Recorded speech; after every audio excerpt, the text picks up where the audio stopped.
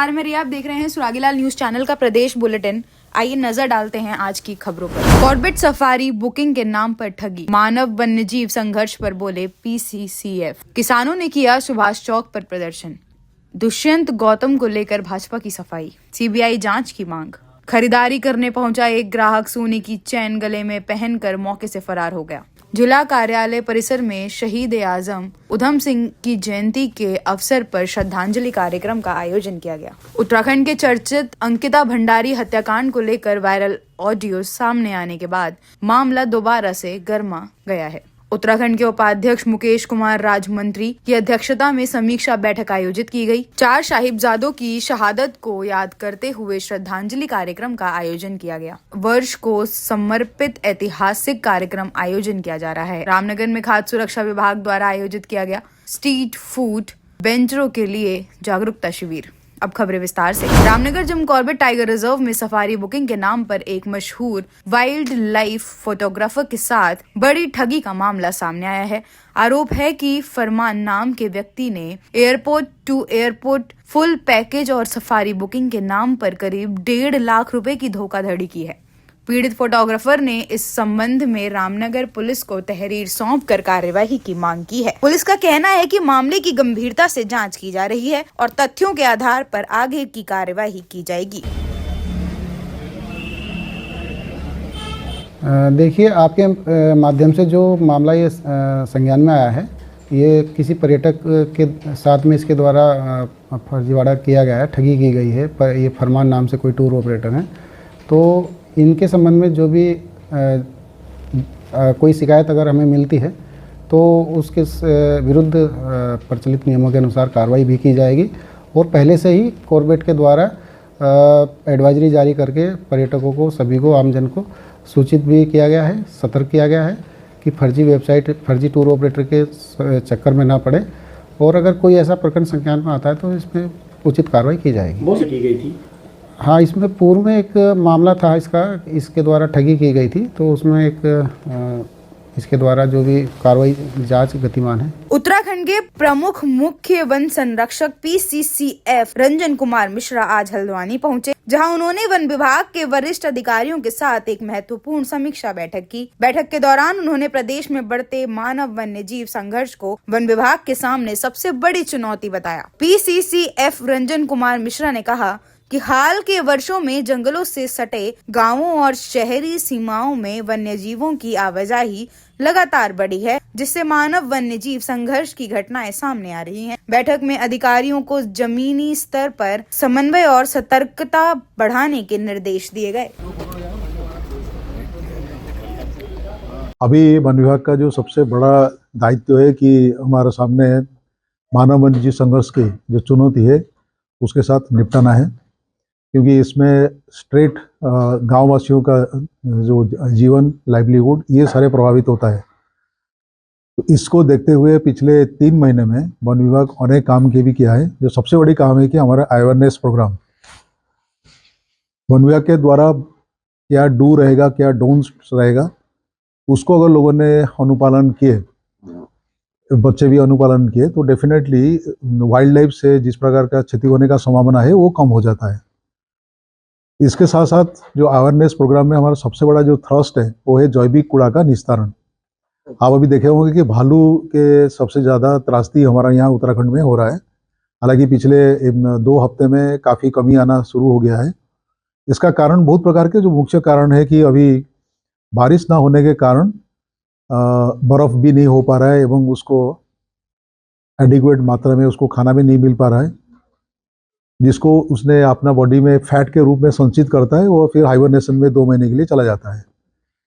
इसका कारण अगर हम स्लाइटली देखें कि पिछले बारिश इतना ज़्यादा हुआ था कि फसल में भी थोड़ा सा क्षति हुआ था, क्योंकि वो मंडुआ और झंगोरा इत्यादि फसल को चौलाई इत्यादि करता है, एवं जंगल में हमारा जो फल पौधा है वो भी बारिश की वजह से भी उसमें भी इफेक्ट हुआ।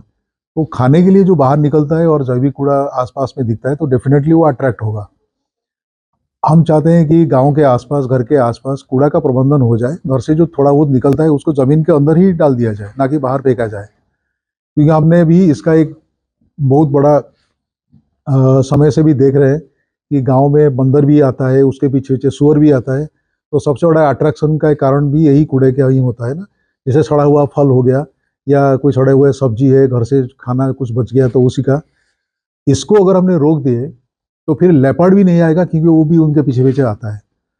अभी हमने लोगों का कॉन्फिडेंस बरकरार रखने के लिए या बढ़ाने के लिए, जैसे हमारा डीएफओ अपने क्षेत्र में मेरे पास इवन टेलीफोन से भी बताते हैं कि वहाँ पर हमारा जो लेपर्ड है या भालू है उनका आतंक हो रहा है, तो उनको इमीडिएटली आदेश भी दिया जाता है कि आपने अपना पेट्रोलिंग बढ़ाओ, ज़रूरत पड़ने पर वहाँ पर सोलर लाइट का व्यवस्था किया जाए।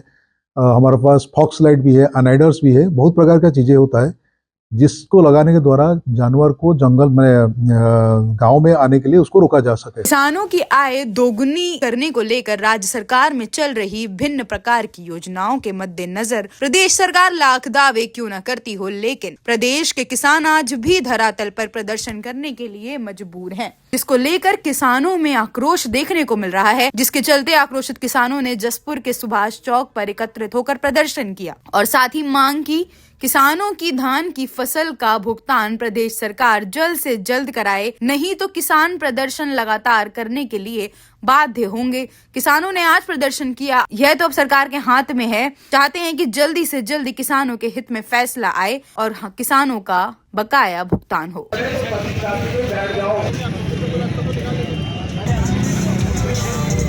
2025 में किसानों को इसी मामले को लेकर है कि 2-2 ढाई महीने हुए किसानों को अपना धान दिए हुए मंडी में एसएमआई के मार्फत। अभी तक तो जो इनका रूल है वो 48 से 72 घंटे में किसान के खाते में पेमेंट आने का है।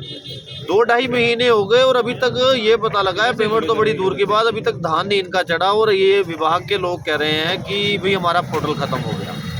लाखों कुंटलों के हिसाब से जसपुर को और ज़िले को टारगेट मिला। इतना टारगेट मिला कि इतनी तो इल्ड भी नहीं है एक एक ब्लॉक की जितना इन्हें टारगेट मिला, और फिर भी किसानों का धान तुला नहीं। किसान आज भी कोई अपने धान की पेमेंट के लिए बैठा है और आधे से ज़्यादा किसानों ने मंडी में धान बेचा। तो इन्होंने कौन सा धान तोला, इसमें अब हम जांच चाहते हैं। एसएमआई की जांच हो और सभी ये जो फूड कॉरपोरेशन के लोग हैं, राइस मिलर्स, इनकी जांच हो कि कहाँ पर ये खामियाजा है कि इतने टारगेट मिलने के बावजूद भी किसानों का धान नहीं तुल पाया। इसे लेकर आज हमारे यहाँ सभी किसान यूनियन के लोग बैठे हैं और देखते हैं अब सरकार क्या, ये तो सरकार पे डिपेंड करता है कि जितनी जल्दी मसले का हल कर दें। जो हमारे किसान रह गए हैं उनका धान ये चढ़ा दें, बाकी किसानों की हमारी पेमेंट कर दें, क्योंकि सभी किसानों को 2-2 ढाई महीने हो गए, पेमेंट ही नहीं हुई अभी तक। तो ये तो सरकार के हाथ में है। सरकार तो अभी चाहे 10 मिनट में कर सकती है और सरकार अगर चाहे लंबा, तो हम तो बैठने के लिए तैयार हैं। तो सरकार के हाथ में, वो उनके अधिकारियों के हाथ में है, जितना टाइम वो बिठाना चाहें अभी। हल्द्वानी में भारतीय जनता पार्टी के अनुसूचित मोर्चे के पदाधिकारी ने भारतीय जनता पार्टी के प्रदेश प्रभारी दुष्यंत गौतम के ऊपर सोशल मीडिया में चल रहे आरोप पर सफाई देते हुए कहा कि अनुसूचित समाज से निकालकर राष्ट्रीय महामंत्री तक पहुंचे दुष्यंत गौतम को कांग्रेस के षड्यंत्र से अनर्गल और आधारहीन आरोप लगाए जाने का प्रयास किया जा रहा है। दर्जाधारी मंत्री दिनेश आर्य ने कहा, कांग्रेस भाजपा के नेताओं का चरित्र हनन करने में लगी है। लगातार सोशल मीडिया में चला और कांग्रेस राजनीतिक षड्यंत्र के रूप में मैं जो भारतीय जनता पार्टी के राष्ट्रीय महामंत्री और प्रदेश के प्रभारी दुष्यंत गौतम जी के छवि को खराब करने की जो विपक्षी कांग्रेस के द्वारा की जा रही है, उसकी उत्तराखंड का अनुसूचित समाज घोर निंदा करता है, इससे आक्रोशित है। क्योंकि दुष्यंत गौतम जी भारतीय जनता पार्टी के वरिष्ठतम नेता हैं। आज देश में एक अनुसूचित समाज के नेतृत्व के रूप में उनकी छवि बनी है, उसकी छवि को खराब करने की जो कोशिश की गई है, इसकी हम निंदा करते हैं। और जितना, क्योंकि समाज में एक घटना घटी थी कुछ समय पूर्व, तीन वर्ष पूर्व, और उस बहन के साथ हम भारतीय जनता पार्टी सहित सब लोग थे कि जो घटना घटी, और उस घटना के बाद उसमें जो दोषी थे उन्हें तीनों दोषियों को आज उम्र कैद की सज़ा है। जाने अनजाने में कांग्रेस, क्योंकि उत्तराखंड में अपना पूरा आधार खो चुकी है और इस तरह के बार बार वो मुद्दे उठाती है और भारतीय जनता पार्टी के नेताओं का चरित्र हनन करने की कोशिश करती है। इस कारण भारतीय जनता पार्टी का अनुसूचित समाज जगह जगह अपना विरोध प्रदर्शन के रूप में यह प्रयास कर रहा है कि इस तरह की जो हमारे राष्ट्रीय महामंत्री दुष्यंत गौतम जी की छवि को खराब करने की जो कोशिश की जा रही है उसकी निंदा हम लोग करते हैं। दिनेश जी, आपके पूर्व विधायक जो ज्वालापुर से हैं, उन्हीं के ऑडियो वायरल हो रहे हैं, सब कुछ तो वो अपने मुंह से खुद ही बता रहे हैं। अंकिता भंडारी हत्याकांड को लेकर सोशल मीडिया में चले आरोप प्रत्यारोप के बीच एक बार फिर कांग्रेस मुखर हो गई है। हल्द्वानी में विधायक सुमित हृदयेश के नेतृत्व में कांग्रेस कार्यकर्ताओं और पदाधिकारी ने हल्द्वानी शहीद पार्क तक कैंडल मार्च निकालते हुए अंकिता भंडारी को श्रद्धांजलि देते हुए न्याय की मांग की। विधायक ने कहा कि अंकिता भंडारी हत्याकांड में आज तक पुलिस उसे वीआईपी का पता नहीं लगा पाई, जिसके लिए रिजॉर्ट पर बुलडोजर चला दिया गया। इसलिए कांग्रेस अंकिता भंडारी के न्याय के लिए कैंडल मार्च निकालते हुए एक बार फिर इस मामले की सीबीआई जांच की मांग कर रही है। ये देखिए ना, ये कोई, मैं कहूँगा लोगों से, ये कोई व्यंग का विषय नहीं है, बड़ा गंभीर विषय है और लगातार कांग्रेस की पहले दिन से इस प्रकरण में पूरी मांग रही है सीबीआई की जांच हो, क्योंकि आपने वहाँ पे सारे रिजॉर्ट में बुलडोजर चला दिया। अंकिता का जो कमरा था उसे पूरा जला दिया, उसके गद्दे वद्दे सब स्विमिंग पूल में फेंक दिए और सारे साक्ष्य प्रमाण मिटाने की भरपूर साजिश हुई है। तो आखिरकार ये साजिश किसी को बचाने के लिए हुई है। खुद अंकिता के जो दोस्त हैं जिन्होंने व्हाट्सएप के मैसेज दिखाए, उसमें साफ उन्होंने बोला है अंकिता ने कि मुझसे वीआईपी सेवा करने को कहा जा रहा है, और जब उसने मना कर दिया, उसकी हत्या, निर्मम हत्या कर दी जाती है। तो हत्यारे तो जेल में हैं, लेकिन इसके पीछे जो बड़े लोग हैं उनको क्यों बचाने के लिए किस हद तक भाजपा जा रही है, बहुत बड़ा प्रश्न है। आपकी क्या मांग है? हमारी मांग ये है माननीय मुख्यमंत्री जी से कि आप सीबीआई की इसमें जांच की संस्तुति दे दें और सीबीआई जो भी जांच करे, क्योंकि ये न्यायालय में भी मामला चल रहा है, सीबीआई अपनी जांच सीधे न्यायालय में प्रेषित करे ताकि प्रोसिक्यूशन का केस मजबूत हो। देखिए, जिस तरीके से सोशल मीडिया के माध्यम से हम सब लोग देख रहे हैं कि एक हमारी बहन जो लगातार इन जो वीआईपी लोग थे उनके नाम उजागर कर रही है, और उसके बाद भी सरकार पूरी तरीके से मौन है। सरकार में किसी भी मंत्री का, किसी मुख्यमंत्री का, किसी बड़े नेता का कोई बयान नहीं आ रहा है। उन्होंने बिल्कुल जिसे कहते हैं मुंह में बिल्कुल पट्टी लगा ली है। और हम लोग निश्चित रूप से जिस तरीके से एक पूरे प्रदेश में गट्टू और भट्टू नाम के दो किरदार जो पूरी तरीके से समाज के बीच में आ रहे हैं और बताया जा रहा है कि वही वीआईपी है, तो हम चाहते हैं कि जो भी वीआईपी है उसका नाम उजागर हो और उसको कड़ी सजा मिले, और जो गट्टू और भट्टू नाम के जो दो किरदार हैं उनको नैतिकता के आधार पर तुरंत इस्तीफा देना चाहिए। रुद्रपुर कोतवाली क्षेत्र हरि मंदिर मार्केट की सोनी ज्वेलर्स में 11 अप्रैल 2025 को खरीदारी करने पहुंचा एक ग्राहक सोने की चैन गले में पहनकर मौके से फरार हो गया। जी हां, आपको बता दें, जिसके बाद पीड़ित राकेश जड़िया की तहरीर पर अज्ञात चोर के खिलाफ मुकदमा दर्ज कर लिया गया। घटना के 9 महीने बाद पुलिस ने आरोपी अंकित पुत्र गिरधारी निवासी शीशगढ़ जिला बरेली को मानपुर ओझा बिलासपुर से गिरफ्तार किया है। पुलिस ने आरोपी के पास से पीली धातु की बनी चैन भी बरामद कर ली है। कानूनी कार्यवाही कर आरोपी अंकित को न्यायालय में पेश किया, जहां से उसे जेल भेज दिया गया। देखिए, ये घटना रुद्रपुर की है। इसमें रुद्रपुर बाजार क्षेत्र में एक अभियुक्त है अंकित कुमार, ये बरेली का रहने वाला है। ये सुनार की दुकान पे जाता है, सोनी ज्वेलर्स, और वहां पर कस्टमर बन के जाता है, चैन को पहन के देखता है और इसी दौरान अचानक से भाग जाता है।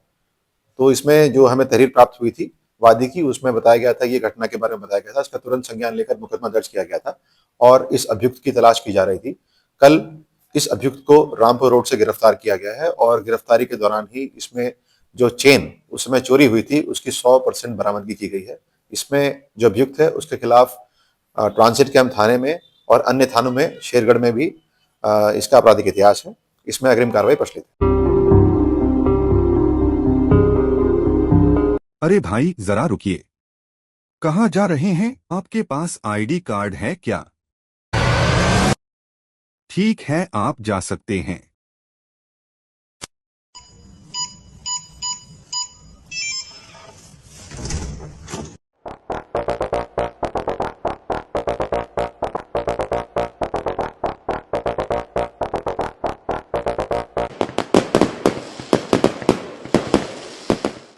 यूनिको पेश करता है प्रीमियम पाइप्स और फिटिंग्स। यूनिको में है दम, यूनिको नहीं किसी से कम।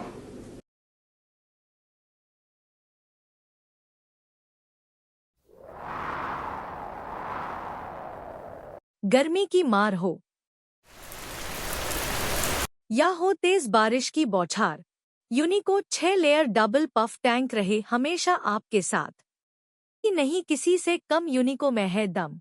चाहे तो एक साथ होनी चाहिए, सब लोग एक साथ बैठना ही नहीं चाहते। पापा ट्राई दिस। लो सब लपक लिए।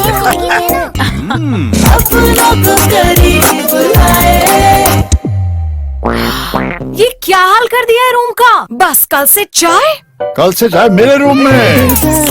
देवर पर नमकीन। जिला कार्यालय परिसर में शहीद आजम उधम सिंह की जयंती के अवसर पर श्रद्धांजलि कार्यक्रम का आयोजन किया गया। कार्यक्रम में मुख्य अतिथि के रूप में किच्छा के पूर्व विधायक राजेश शुक्ला उपस्थित रहे। पूर्व विधायक राजेश शुक्ला ने शहीद उधम सिंह की प्रतिमा पर पुष्पांजलि अर्पित कर उन्हें नमन किया। वक्ताओं ने शहीद उधम सिंह के साहस और राष्ट्र प्रेम को याद किया।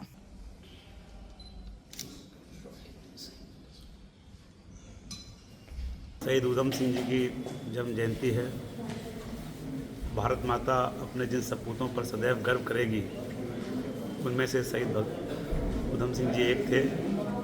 जलियांवाला कांड ने जब अनाथ बालक के रूप में वहाँ सेवा कर रहे थे और वहाँ जब निर्दोष लोगों को गोलियों से भून दिया गया ओडवायर के आदेश पर, जब जनरल डायर ने वहाँ एक नरसंहार किया, उस घटना का उस बालक मन बड़ा असर पड़ा।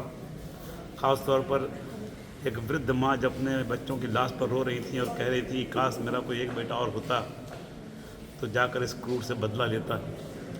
उस घटना से अनाथ उधम सिंह को शहीद उधम सिंह बनाने का काम किया।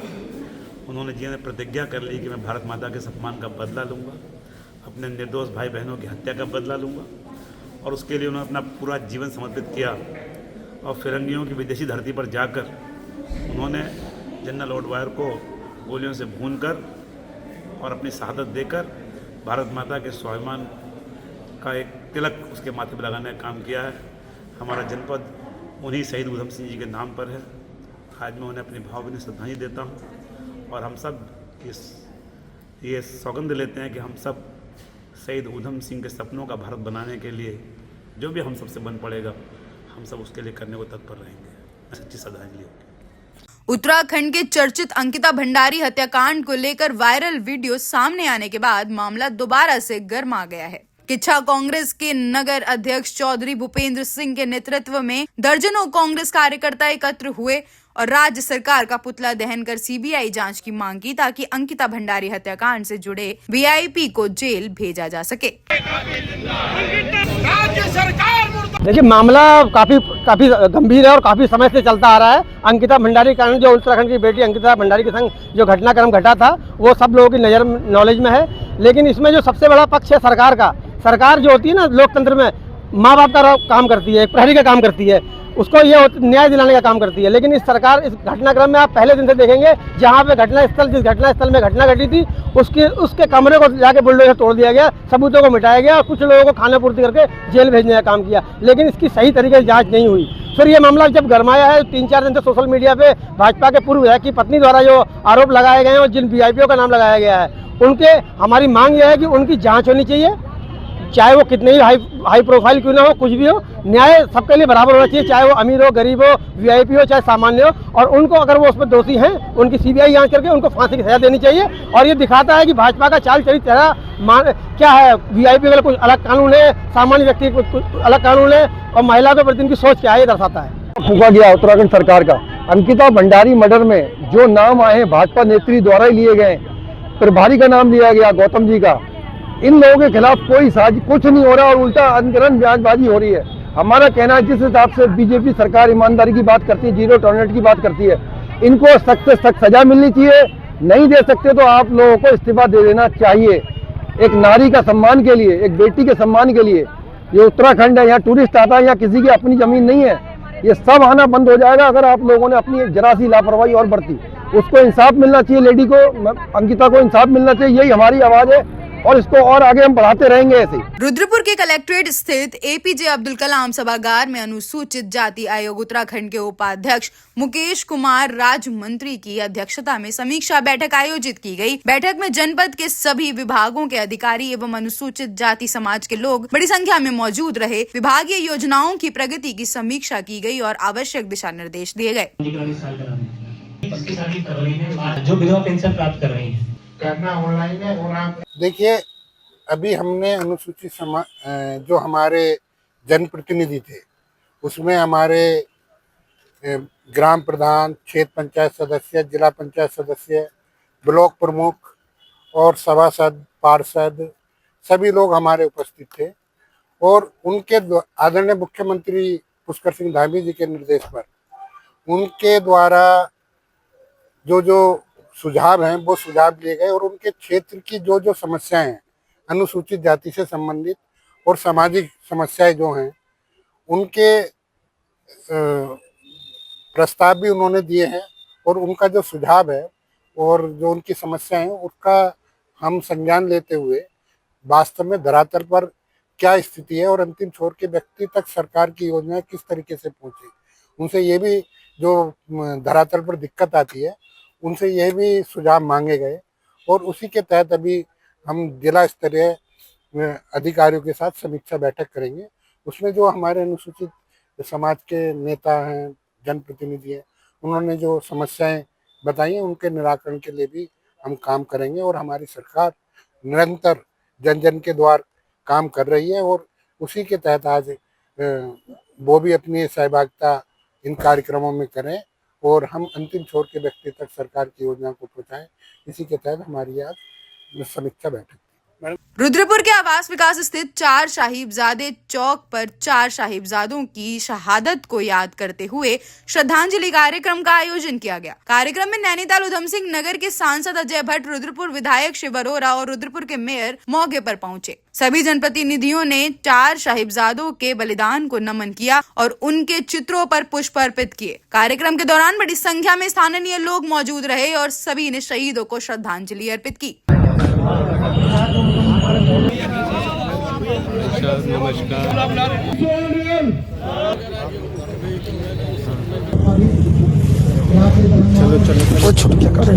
ये जो इतिहास है सत्य इतिहास है, दिल दहला देने वाला है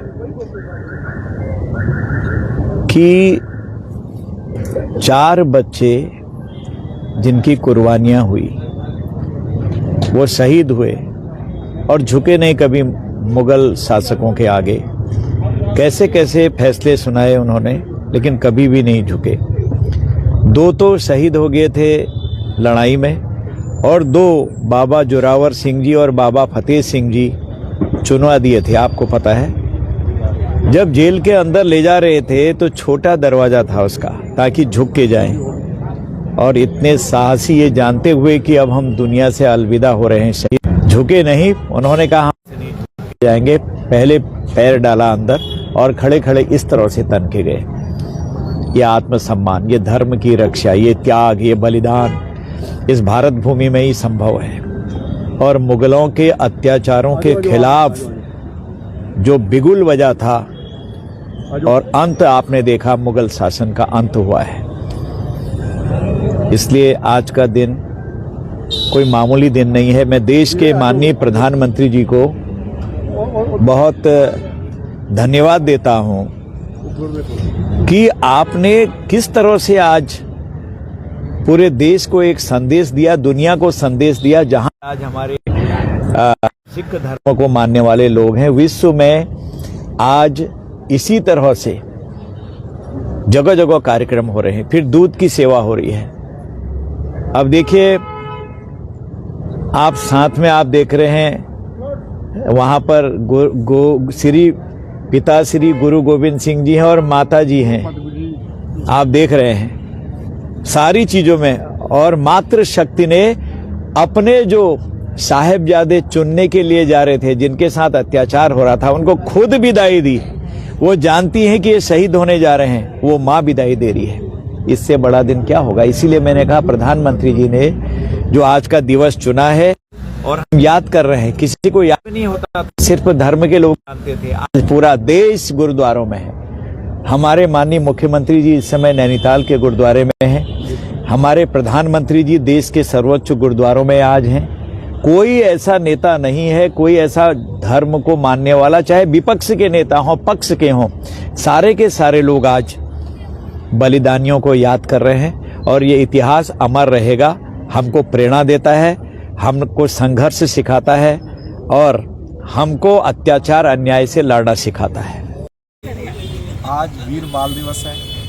हमारे 4 साहबजादों जिन्होंने हिंदू धर्म की रक्षा के लिए मुगलों के आगे घुटने नहीं टेके और मुस्कुराते मुस्कुराते शहीदी को स्वीकार किया। उनके साथ हमारी माता गुजरी देवी जी, जिन्होंने अपने जीवन को हम सब लोगों के लिए समर्पित किया। ऐसे गुरु, उनका परिवार, जिन्होंने इस हिंदू धर्म की रक्षा के लिए शहादतें दी, आज उनको सब नमन कर रहे हैं, हम अपने श्रद्धा सुमन अर्पित कर रहे हैं। और मैं प्रधानमंत्री नरेंद्र मोदी जी का भी धन्यवाद करूंगा, जिन्होंने इस 26 दिसंबर को वीर बाल दिवस के रूप में पूरे देश में मनाने का निर्णय लिया। आज यहाँ प्रदर्शनी लगी है। प्रदर्शनी में किस प्रकार से बच्चों का पूरा इतिहास यहाँ दिखाया गया है, कैसे वो घर में खेलते थे, कैसे उन्हें मुगलों ने पकड़ा, कैसे उन्होंने अपना बर्फ़ की जेलों में उन्हें रखा गया, कैसे उन्हें यातनाएं दी गई, कैसे उन्हें दीवार में चुनाया गया। हंसते हंसते उन्होंने इन सारी शहादतों को स्वीकार किया। मैं सभी युवाओं से कहना चाहूँगा, हमारे गुरुओं का इतिहास, हमारे वीर बालकों का इतिहास, माता गुजरी का इतिहास अवश्य पढ़ें, क्योंकि अगर आज हम जीवित हैं, आज हमारा धर्म संरक्षित है, तो इसके पीछे कहीं ना कहीं गुरुओं की कुर्बानियाँ हैं। नहीं तो आज हमारे नामों के आगे जो हम शर्मा, वर्मा और पांडे और मिश्रा या हम कुछ लगा रहे हैं, शायद ये नहीं लगा होता, कुछ और ही हमारे नामों के आगे लगा होता। मैं बार बार गुरुओं और उनके पूरे परिवार और उनके बच्चों की शहादत पर नमन करता हूँ, वंदन करता हूँ। और हम नगर निगम, अभी ये 4 साहबजादे चौक हमारे पूर्व मेयर ने बनाया था, अभी हम माता गुजरी जी की याद में एक गेट यहाँ पर बनाने जा रहे हैं। हम लोग इनके लिए जितना भी कर लें वो हमारे लिए कम है, और आगे भी हर बरस इनकी शहादत पर हम लोग यूं ही इन्हें नमन करेंगे, वंदन करेंगे, याद करेंगे और इनके इतिहास को जन जन तक पहुँचाने का भी हम काम करेंगे। रुद्रपुर में श्री गुरु तेग बहादुर की जयंती के श्री तेग बहादुर जी के 350वें शहादत वर्ष को समर्पित ऐतिहासिक कार्यक्रम आयोजन किया जा रहा है। यह कार्यक्रम जेसिस पब्लिक स्कूल गंगापुर रोड स्थित ऑडिटोरियम में आगामी रविवार 28 दिसंबर 2025 को दोपहर 11:30 बजे तक शुरू होगा। मुख्य अतिथि के रूप में उत्तराखंड के मुख्यमंत्री पुष्कर सिंह धामी कार्यक्रम में शामिल होंगे और उत्तर प्रदेश सरकार के कैबिनेट मंत्री बलदेव सिंह औलख और मेयर विकास शर्मा अति विशिष्ट अतिथि होंगे। आयोजकों ने क्षेत्रवासियों से बड़ी संख्या में पहुंचकर कार्यक्रम को सफल बनाने की अपील की है। और अपने बच्चों को लेकर जरूर आए, क्योंकि ये कार्यक्रम केवल ले पाए, हम उनसे क्षमा याचना करते हैं कि कार्यक्रम में जो भी गलतियां रह जाती हैं। तो देखिए, वाहिगुरु जी का खालसा, वाहिगुरु जी की फतेह। गुरु तेग बहादुर साहब जी की 350 साला शहीदी गुरपुरब हम लोग मना रहे हैं। ये हमारे जीवन में पहली बार है ना, तो आगे आएगा आगे, क्योंकि 350 मना रहे हैं साल, जनरेशन चेंज हो जाएगी। इसमें हम लोग एक छोटा सा मैसेज पूरे समाज को देना चाहते हैं। ये एक शांति का प्रतीक मैसेज है। इसमें सबको ये बताना चाहते हैं गुरु साहब ने किस तरीके से शहादत की, क्यों दी शहादत, क्या कारण रहे शहादत देने के लिए। ये हमारा एक मैसेज हम लोग समाज को देना चाहते हैं, जिसमें विशेषकर हमारे उत्तराखंड के सीएम साहब श्री पुष्कर सिंह धामी जी मुख्य अतिथि के रूप में यहाँ पहुंच रहे हैं। रुद्रपुर से श्री शिव अरोरा जी विधायक रुद्रपुर से हैं, वो भी यहाँ पर पहुंच रहे हैं। श्री विकास शर्मा जी जो शहर के मेयर साहब हैं, वो भी यहाँ पे हैं, पहुंच रहे हैं इस कार्यक्रम को पूरा करने के लिए। अरे भाई जरा रुकिए, कहाँ जा रहे हैं? आपके पास आईडी कार्ड है क्या? ठीक है, आप जा सकते हैं।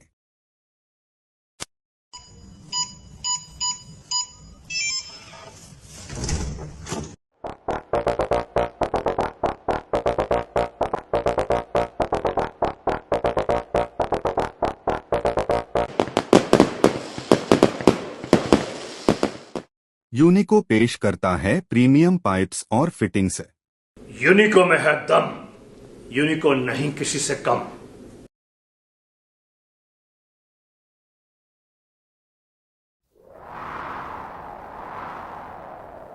गर्मी की मार हो या हो तेज बारिश की बौछार, यूनिको 6 लेयर डबल पफ टैंक रहे हमेशा आपके साथ। नहीं किसी से कम, यूनिको में है दम। चाहे तो एक साथ होनी चाहिए, सब लोग एक साथ बैठना ही नहीं चाहते। पापा, ट्राई दिस। लो, सब लपक लिए।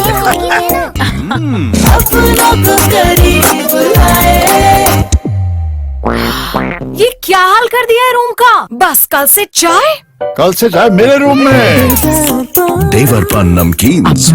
आपको बता दें कि शनिवार को खाद्य सुरक्षा विभाग द्वारा रामनगर पालिका सभागार में रामनगर में स्ट्रीट फूड वेंडरों के लिए 1 दिवसीय जागरूकता शिविर का आयोजन कर खाद्य विभाग के नियमों की जानकारी दी गई। कार्यक्रम में मौजूद खाद्य सुरक्षा विभाग के उपायुक्त कुमाऊं मंडल राजेंद्र सिंह खनायत ने बताया कि यह शिविर उत्तराखंड सरकार द्वारा भारत सरकार एवं नेस्ले इंडिया के सहयोग से आयोजित किया जा रहा है।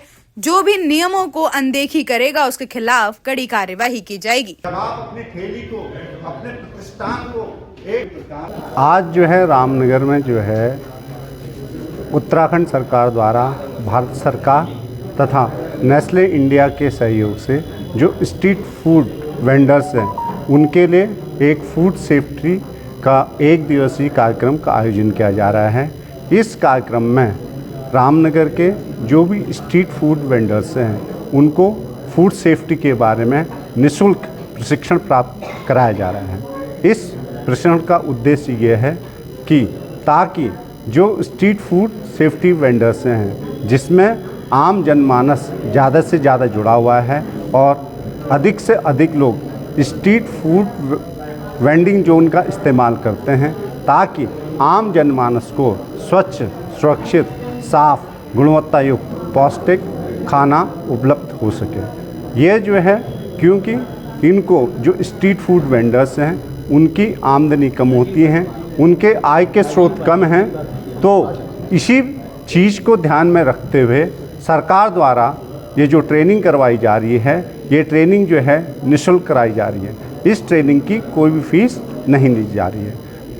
अब इस ट्रेनिंग को प्रशिक्षण को लेने के बाद इन लोगों को फूड सेफ्टी का हाइजीन क्या होता है, सैनिटेशन क्या होता है, हमें जो है अपना जो भी हम खाना पीना ठेली में बनाते हैं उस खाने को किस प्रकार से तैयार करें, उसकी जो हम सामग्री लाते हैं वो सामग्री भी गुणवत्ता युक्त होनी चाहिए और उसको बनाने में भी जो खाद्य सुरक्षा के मानक हैं उनका हम उपयोग करें, प्रयोग करें, ताकि जो आम जनमानस है जो इस खाने को खाएगा उसको साफ, स्वच्छ, पौष्टिक और सुरक्षित खाना मिल सके।